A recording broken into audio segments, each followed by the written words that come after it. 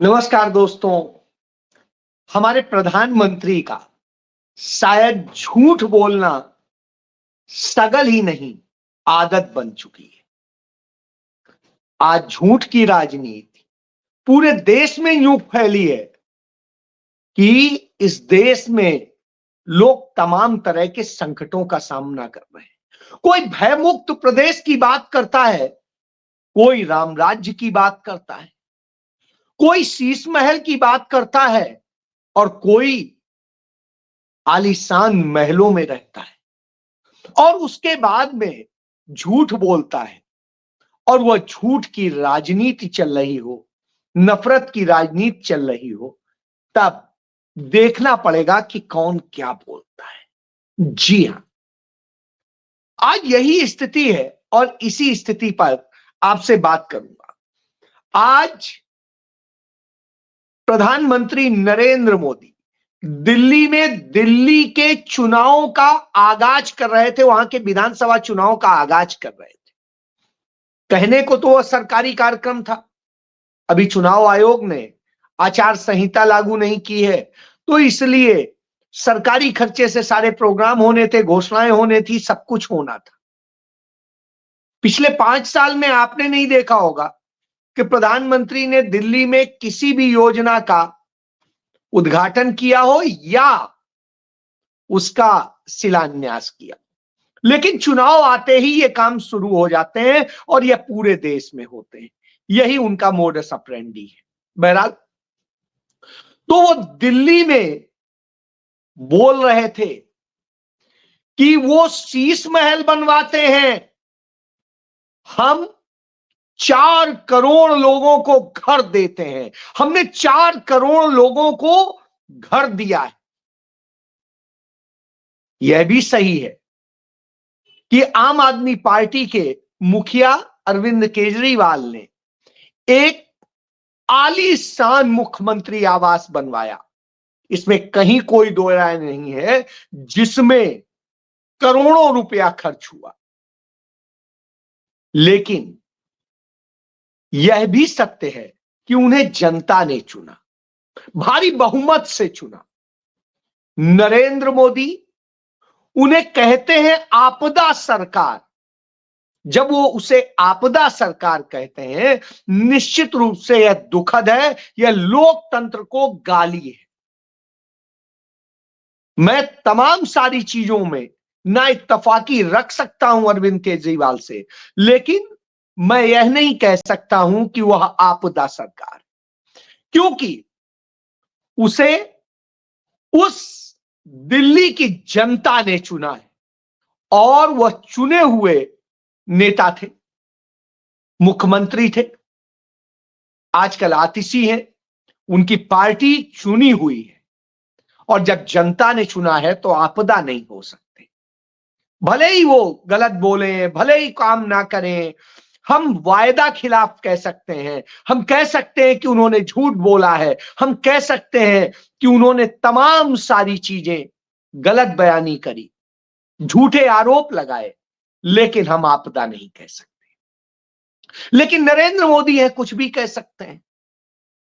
तो अब इसी पे बात कर लेते हैं। नरेंद्र मोदी ने कहा कि उन्होंने आलीशान अपने लिए शीश महल नहीं बनवाया, जबकि सत्यता यह है कि नरेंद्र मोदी ने के पहले प्रधानमंत्री थे डॉक्टर मनमोहन सिंह, वो एक बंगले 7 रेस कोर्स में रहते थे। उसी रेस कोर्स की रोड का नाम बदल के नरेंद्र मोदी ने लोक कल्याण मार्ग करा दिया, और वह जो एक बंगला था वो तो एक ही बंगला था। नरेंद्र मोदी ने वहां के 5 बंगले तोड़वा के एक बंगला बनवा लिया और उसमें 2700 करोड़ 2700 करोड़ रुपया लगा के आलीशान शीश महल नहीं, एक वो महल जो राजसी महल बना लिया, जैसे ब्रिटिश हुकूमत में बनते थे राजे रजवाड़ों के, या नीरो का महल था, उसी तरीके से नरेंद्र मोदी ने महल बनवाया। जहां कभी वो मोरों को दाने चुगाते मिल जाएंगे या किसी और पक्षी को और कुछ करते मिल जाएंगे, लगेगा दिल्ली तो इतनी आलीशान है। लेकिन असलियत में वैसा नहीं। उधर अरविंद केजरीवाल ने भी 2 बंगलों को तोड़वाकर एक बंगला बनवा लिया और उसमें तमाम महंगे महंगे सामान लगवा लिए, तमाम आलीशान चीजें लगवा ली। तो ठीक है, आप उसे शीश महल कह दें, लेकिन आप तो उससे बड़े राजमहल में रहते हैं। और जब आप राजमहल में रहते हैं, तब दूसरे को यूं कहेंगे, निश्चित रूप से गलत है। अब आप झूठ कैसे बोलते हैं? आपने कहा कि 4 करोड़ लोगों को आपने घर दे दिया, जबकि भारत सरकार का संसद में दी गई रिपोर्ट के मुताबिक भारत सरकार ने अब तक 3 करोड़ 22 लाख घरों को बनाने की मंजूरी दी है। 3 करोड़ 22 लाख घरों को बनाने की मंजूरी दी है। तो 4 करोड़ तो पहले ये संख्या ही नहीं है। फिर 2 करोड़ 68 लाख घर कंप्लीशन पे, अभी सारे मिले भी नहीं, कंप्लीशन पे है। और साल 2024 में जो आपने घोषणा की, उसमें आपने कहा 28 लाख के करीब घर लोगों को दिए जाएंगे। और जिन 28 लाख घरों को 2024 में आपने देने की बात करी है, जो मंजूर किए हैं, उनमें स्थिति यह है सिर्फ 2% घर बने। 2% घर बने हैं और उसके बाद में आप सोचिए क्या होगा, यानी 98% उनमें भी घर नहीं बने। तो उसमें इतने बने नहीं, वहां यह हालत है। आप समझ सकते हैं कि कितना बड़ा झूठ बोला गया है। तो झूठ की बुनियाद पे खड़ी यह सरकार। तो आज नरेंद्र मोदी ने वहां किया क्या है? नरेंद्र मोदी ने वही दिल्ली यूनिवर्सिटी जो सालों साल से है, उस यूनिवर्सिटी के कुछ कैंपस का पुनर्निर्माण का काम किया है। बहुत अच्छा काम किया है, मुबारक हो। दिल्ली में घर कितने दिए?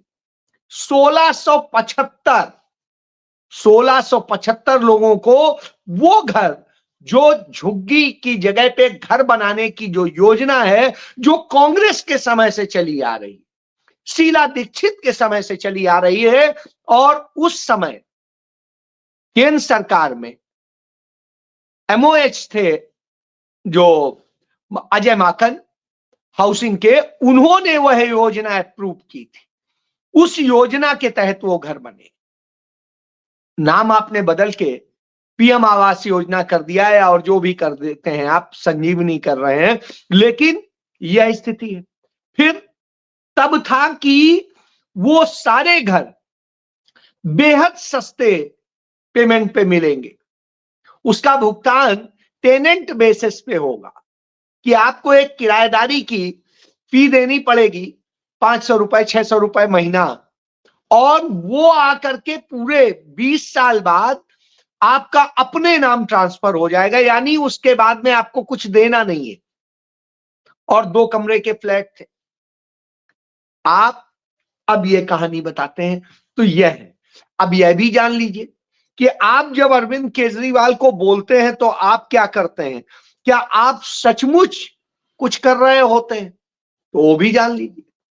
ठीक है, हमने ये बात कह दी कि अरविंद केजरीवाल ने जो कहा नहीं किया, बहुत सारी चीजें नहीं की, लेकिन आपने तो कुछ भी नहीं किया जो सबसे ज्यादा जरूरी थी।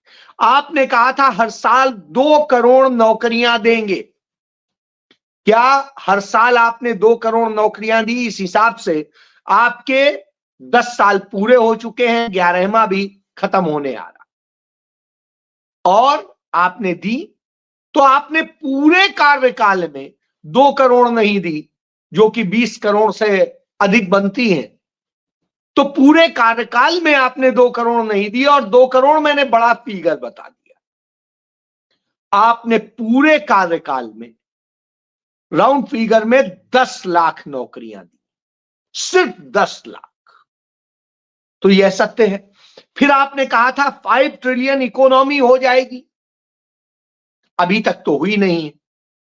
और भारत कर्जदार जरूर हो गया है 712 अरब डॉलर का। अब आप सोचिए, इतना बड़ा, यह विदेशी कर्ज है, देशी कर्ज अलग है। इसके अलावा आपने कहा विश्व गुरु और नए साल के जो संकल्प लिए उनमें बिल्कुल जुमले जैसा नजर आता है। इसको लेके प्रियंका गांधी आपकी कहती हैं कि आपकी आर्थिक कुनीतियों ने करोड़ों देशवासियों को बर्बाद कर दिया है। निश्चित रूप से कर दिया है। अब आता हूं, नौकरियां तो आप देते नहीं और कुछ करते नहीं। ऐसी स्थिति में बिहार में बीपीएससी की परीक्षा हुई थी, उस परीक्षा में धांधली हुई, पेपर लीक हुआ और सब कुछ हुआ। उसमें वहां के वो अभ्यर्थी यह मांग कर रहे हैं कि इस परीक्षा को एक बार में सही ढंग से निष्पक्ष कराया जाए, पारदर्शी तरीके से कराया जाए। आप उन पे लाठी चलवाते हो, वाटर कैनन चलवाते हो, एफआईआर दर्ज करते हो और सब कुछ करते हो। इसके पहले इसी तरीके से उत्तर प्रदेश में तमाम पेपर लीक हुए, तमाम परीक्षाएं इस कारण से रद्द भी हुई और तमाम में धांधली की स्थिति है, तो यूपी में भर्ती हो नहीं पाई है। बिहार में यह हालत है। और जब इसका विरोध हो रहा होता है तो छात्रों के ऊपर उत्पीड़न होता है। तब कांग्रेस समर्थित जो निर्दलीय सांसद है पप्पू यादव, उनके नेतृत्व में पूरे बिहार में रेल रोको, सड़क रोको और सब अभियान चलता है और पूरा बिहार बंद हो जाता है उस समर्थन में। तो अब आप समझिए, पप्पू यादव ने वह कमाल कर दिखाया, पूरे बिहार में दिखा दिया कि पप्पू यादव अकेले भाजपा से लड़ने में सक्षम है, डरते नहीं। तो यह स्थिति है। बहरहाल न्याय मिलेगा नहीं मिलेगा यह अलग की बात है। उत्तर प्रदेश से लेकर सब जगह हो रहा है। अब मध्य प्रदेश में भी इसी तरह धांधली हुई और उन सब धांधलियों को लेकर के जब विरोध करने एनएसयूआई के और यूथ कांग्रेस के कार्यकर्ता उन अभ्यर्थियों के साथ निकले, उनके समर्थन में निकले, तो आपने एफआईआर दर्ज करके उन्हें जेल में डाल दिया। जब जेल में डाल देते हैं, इस तरह अन्याय करते हैं, तब राहुल गांधी कहते हैं मैं नौकरियों का समर्थक हूं, मैं व्यवसाय का समर्थक हूं, मैं नव प्रवर्तन का समर्थक हूं और मैं प्रतिस्पर्धा का समर्थक हूं, मैं एकाधिकार का विरोधी हूं। यानी एकाधिकार किसी का नहीं होगा, सबको समान रूप से मिलेगा, सब प्रतिस्पर्धा से आएंगे, सब अच्छे ढंग से आएंगे और सबको रोजगार मिलना चाहिए, व्यवसाय मिलना चाहिए, नौकरी मिलनी चाहिए। स्वाभाविक सी बात है। लेकिन आप क्या देते हैं? आप उन्हें लाठी देते हैं, आप उन्हें बेरोजगार करते हैं, आप मारते हैं और इस ठंड में बुरी तरह से प्रताड़ित करते हैं। तो यह स्थिति होती है। क्यों? क्योंकि सब कुछ आप हजम कर लेना चाहते हैं। तब हमें पंडित जवाहरलाल नेहरू के वह शब्द याद आते हैं कि मुल्क के थोड़े से लोगों को ऊंची कुर्सी पर बैठने से जो है वो नहीं, मुल्क नहीं उठते हैं, बल्कि जब करोड़ों लोग खुशहाल होते हैं और तरक्की करते हैं तब मुल्क ऊंचे उठता है। तो स्वाभाविक सी बात है, नरेंद्र मोदी के 1675 फ्लैट दे देने से दिल्ली का भला नहीं हो जाएगा। उसके लिए दिल्ली के लिए पूरी कार्य योजना से काम करना पड़ेगा और सबके लिए करना पड़ेगा। यह नहीं होगा कि एक से लूट लो, एक से कर। तो यह हालत होती है। वहीं उस उत्तर प्रदेश की भी बात कर लेता हूं, जहां जाके अमित शाह ने कहा था यहां पर रात में भी यदि लड़कियां जेवर पहन के निकल जाएं, कुछ करके निकल जाएं, तो कोई फर्क नहीं पड़ता है।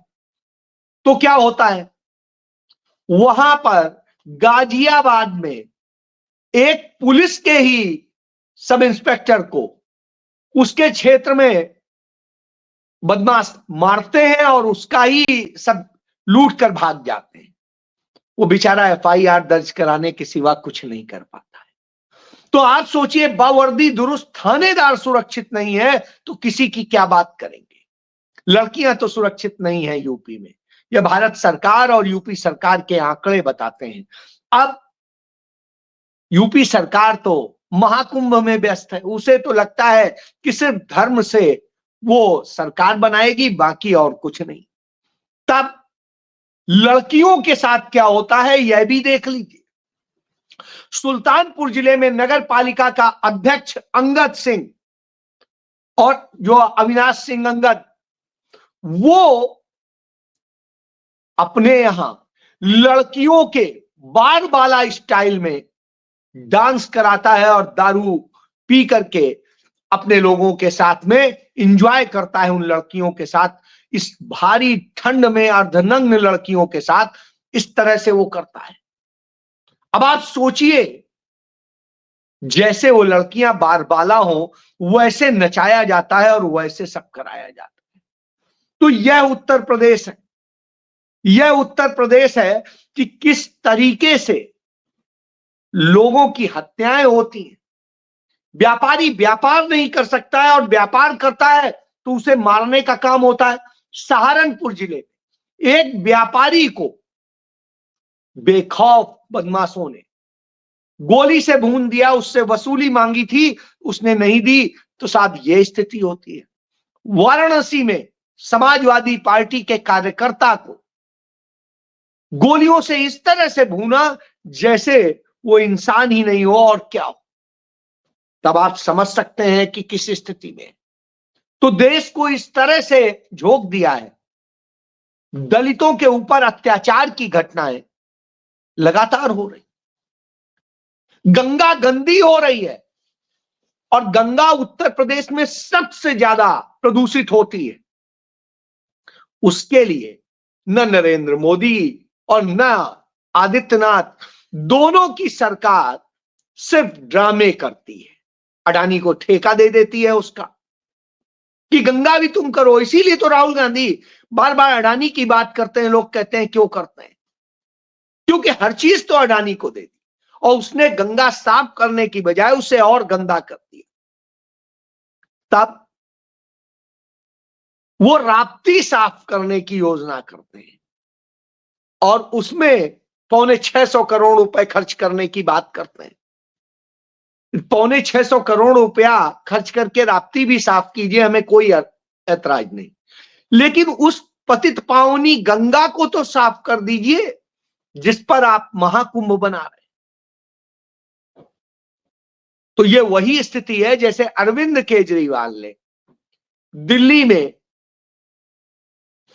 जब छठ पूजा के मौके पर वहां पर कुछ दवा और केमिकल का छिड़काव करके उसे साफ करने का एक ड्रामा किया जो कि और जहरीली हो गई।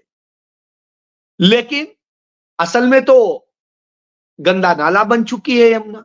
उसी तरीके से आदित्यनाथ गंगा को साफ करने के नाम पर उसे गंदा नाला बना चुके हैं और उसमें 20,000 करोड़ रुपए से अधिक बहा चुके हैं और न जाने कितना कितना बहेगा।